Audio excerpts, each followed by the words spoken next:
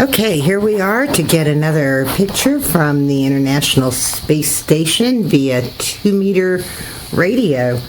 And the frequency is 145,800. And we're waiting to hear the signal.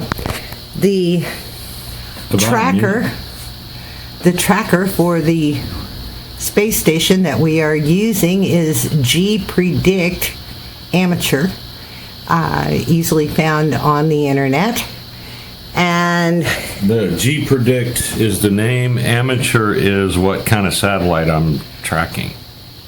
Okay. It's so great to have you can do commercial satellites, you can do all kinds of stuff. So it's got like 600 different satellites on there. And the ISS is included in that? Yes. Okay. Right. Okay. And so technically, right now, a few more, 30 seconds, it should technically be coming over the horizon. And when it does, over here, on G-Predict, you've got the crosshatch. It looks like a target or something similar. When it comes into the view, it will appear on that. So outside of that is the horizon, the outer bands. Right. Okay. So there, the ISS just appeared. Cool. Okay. Now, it's not going to be a terribly close view, because it appears it's going to be going over the Great Lakes again. But at how many miles above us? Well, I don't know how high. It says 262 miles on the program.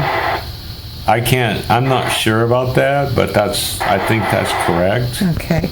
And so, if you notice, we have the radio and the speaker with that radio in close proximity to the computer that will be capturing the image. And we're doing the capture of the image on software, again, as we said in our first video, called QSSTV.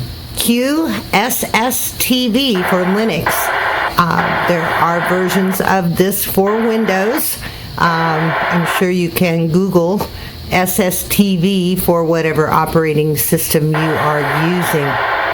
So we're gonna shut up when we hear the tones, but this is the audio waveform on this little panel here. Okay. This panel here is what's called a waterfall. Do you hear the sound?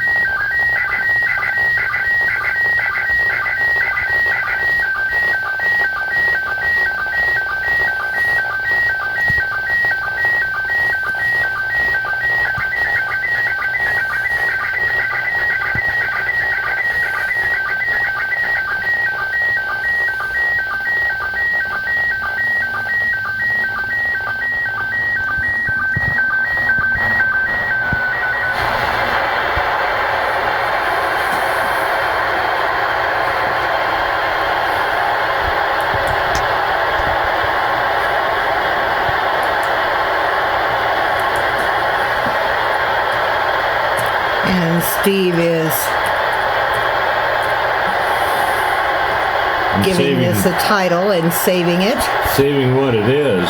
Normally, if it's a complete image, in other words, the start signal and end signal both are received by the program, it automatically saves it. I don't have to do that. But since it's not a complete image, I had to save it because I would lose what bit I've got.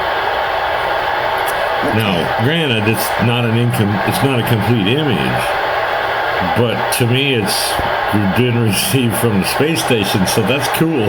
That is cool. Yeah, it looks like it started about halfway. The image was already halfway transmitted when we received the signal. Yeah. Typically, a good pass will give you 10 minutes of signal strength to be able to receive, and we didn't get that on this one. No, we didn't get that on this one. Pass. Now, the next one, we go back over here to the other program. So, technically, loss of signal hasn't occurred yet, but you can pull up future passes, and this part of the program will show you the timing. So right now was the 2023 pass, 21:59, which is 10:59. We're going to have another pass. Its duration will be 10 minutes. 9:59? Yeah. So let me go back over here to the other program.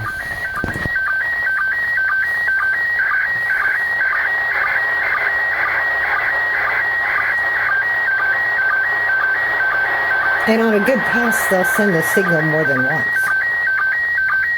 Yeah, this is repeated over and over.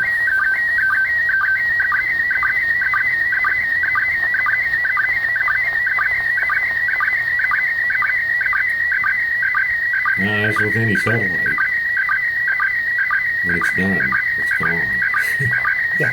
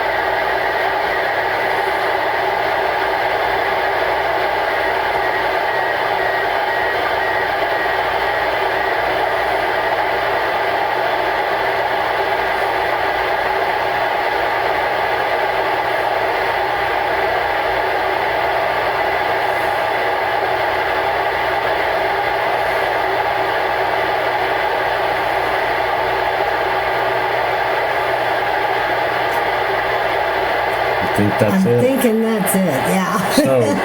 So to prove that it is, we'll check with the tracker. We'll see that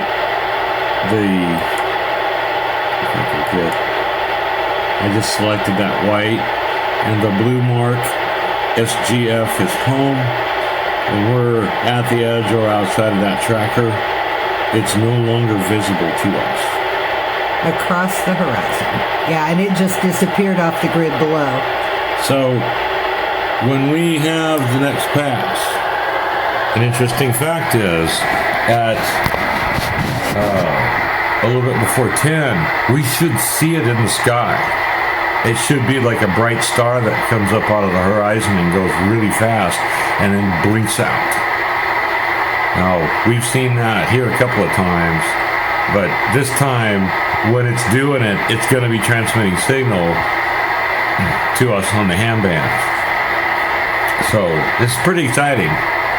Yeah, it is very exciting. Communication from the International Space Station so many miles up in the atmosphere. So the next 2 passes around the Earth, so they're about 90 minutes apart, they're going to be a lot closer to us. We're going to be right in the middle of the 2 passes. One's going to come through about the border of Missouri and Iowa, roughly, that far north. Wow. And then the other one's going to be coming through central Oklahoma and Arkansas. So they'll be very visible here, and we should get some passes. Cool. But the next pass, we should be able to see it, and the timing on it, which is 23:36. No, 21:59:59. So 9:59, almost 10 o'clock. Right at 10 o'clock. It'll come up over the horizon. And when it does, it should be in the sunlight above. So we should see it for quite a ways. Awesome. So we could maybe do this outside with an HT in the laptop. Yeah, and we could actually watch it as well. You know what? I've got a house antenna and a bit much bigger antenna. We may not get the pictures, but we would definitely hear it. But the idea is seeing it, which is that's just cool. And I'll set this up in here because I can set it up automatic to just receive it, whatever it gets. And we can sit outside while it works its magic. Right. Hey, that sounds like an evening. Pretty cool. All right. Well, this is KD0AEL and K0SPM. wishing you 73 till the next time. 73.